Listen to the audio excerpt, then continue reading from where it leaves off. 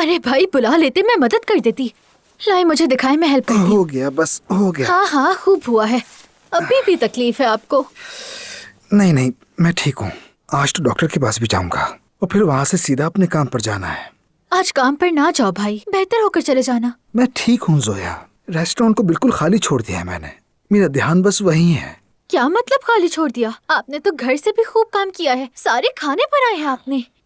यार काम तो करना ही पड़ेगा ना, मेरी सबसे बड़ी ख्वाहिश पूरी हुई है। पता है अगर बाबा ये सुनेंगे तो कहेंगे मेरे बेटे ने तो सारी सुस्ती को खुदा हाफिज कह दिया। बस यही तो बात है जोया,